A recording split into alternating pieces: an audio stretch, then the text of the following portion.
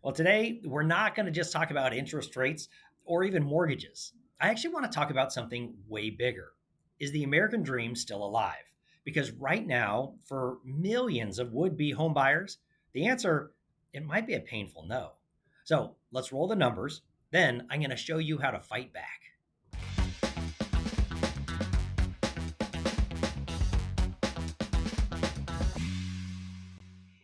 Everyone, Chris Hobart here, the wealthologist.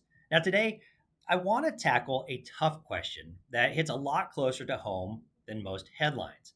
Is the American dream dead? Because for millions of people, especially first time homebuyers, it's not just harder to buy a home. Quite frankly, it feels impossible. All right, let's get real here. Back in the 1980s, if you were in your 20s, odds were pretty solid, even with high interest rates, that you'd be a homeowner. Now, fast forward to 2025, and the average first time buyer, they're 38 years old. That's a whole extra decade and a half of renting, of moving, saving, and waiting simply to play the game. So, what happened? Well, let's break it down a bit. First, home prices have skyrocketed 556% since 1980. Not bad. Now, wages, they're up only 386%. So, that gap, when we're talking about buying a house, that's a chasm. It's a full on canyon between what people earn and what a home costs. Now, then there's this other lovely trio. Mortgage rates stuck in the mid 6% range, double what we had before 2022. Property taxes, way up in 2024, tacking on hundreds of dollars a year. Insurance premiums also climbing because, of course, they are. But it's not just about costs.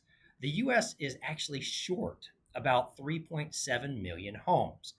Now, that's not a misspeak here. That's a real deficit. It's kind of like playing musical chairs with a lot fewer chairs than players. Now, why do we have this shortage? Oh, for years, we underbuilt. And now builders are getting crushed by rising material prices, labor shortages, and of course, you guessed it, good old fashioned government red tape.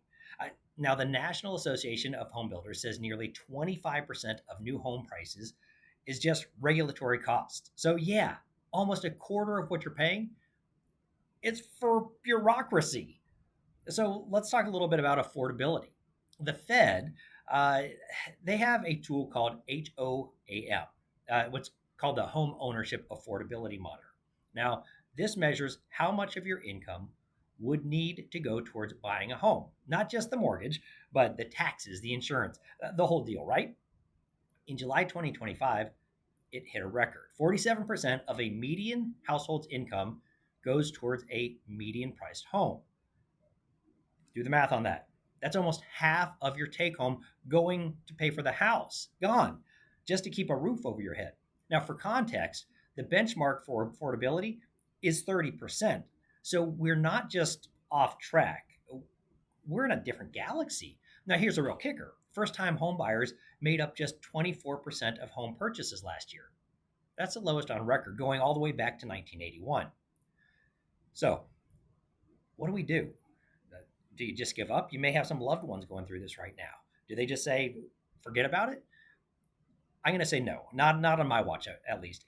Here's what I tell my clients or folks that are kids of my clients. And here's what I'm going to tell you right now.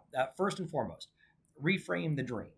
Look, the dream used to be a house with a white picket fence, right? Today, it might be a starter condo in a less attractive zip code. Here's the thing, that's not failure, that's entry. That's getting your foot in the door. Think of it like a financial launch pad, not your forever home. It's okay. Second, I want you to think strategically about location. Are you priced out of your current city? Maybe it's time to look at maybe some emerging markets, places with good job growth, good infrastructure, and still reasonable prices. Flexibility on location can save you tens of thousands of dollars. Number three, co-buying, it's not actually crazy. So, buying with a friend, partner, or even a sibling is becoming a lot more common than it was in the past. Definitely things you have to watch out for, but think of it like forming a startup just with a granite countertop, right? Share the down payment, share the risk, build the equity together. Have a good contract in place too. Number four, build your down payment. Uh, now, because the more you put down, the more negotiating power you're probably going to have. Even if you can't buy this year, start treating your savings like a future mortgage.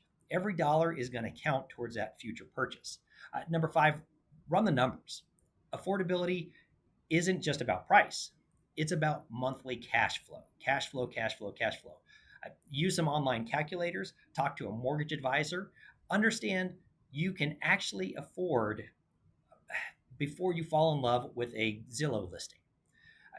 So I want to keep it real just for a second. This housing market, no doubt, it is frustrating. It's intimidating. And honestly, it feels for a lot of folks, specifically those first time home buyers, it feels rigged. But here's what I do know. One, you don't win by sitting on the sidelines. You win by learning the rules, playing smart, and making money moves that work for you. So I want to hear from you.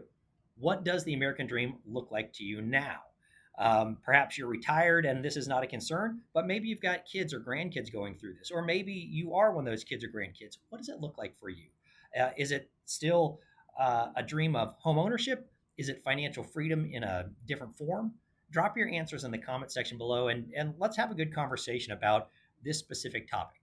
Also, if this hit home with you or hit a nerve, do me a favor. Like that video, share it with somebody trying to buy their first home, and also subscribe because every week I'm breaking down the big money stories in plain English. All right, folks, Chris Hobart here, the Wealthologist. Now, you can still chase the dream. The dream is not dead, but you might just need a smarter map. All right, I'll see you next time.